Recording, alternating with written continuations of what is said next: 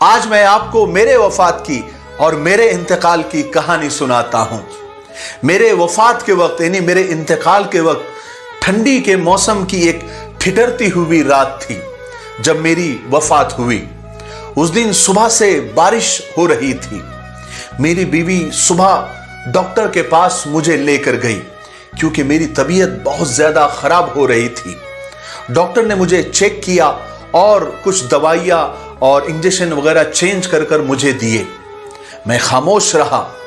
दोपहर तक मेरी हालत और ज्यादा बिगड़ती गई। मेरा बेटा जो अमेरिका में था वो एक कोर्स के सिलसिले में वहां गया हुआ था और छोटी बेटी और उसका मियां दोनों आसाम में ड्यूटी पर थे। और मुंबई वाली बेटी को मैंने फोन नहीं करने दिया क्योंकि उसका मियां बहुत ज्यादा बिजी और मसरूफ है और बच्चों की वजह से खुद उसका आना भी मुश्किल है।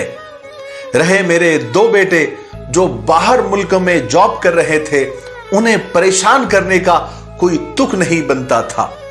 कुल मिलाकर मैं और मेरी बीवी ही घर पर थे और एक नौकर था जो शाम ढले घर चला जाता था।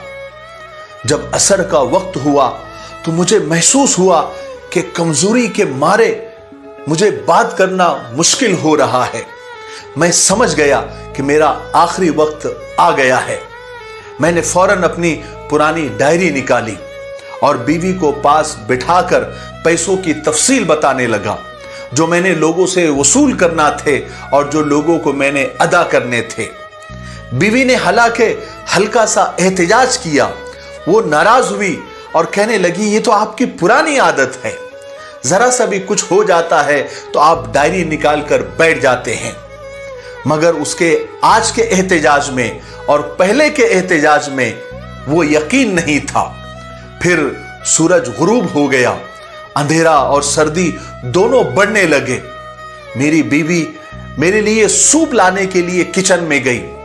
उसकी गैर हाजिरी में चंद मैंने उखड़ी उखड़ी सांसें ली और मेरी जिंदगी का सूरज गुरूब हो गया। मलकुल मौत ने आकर मेरी रूह को निकाल दिया और मेरा इंतकाल हो गया। मुझे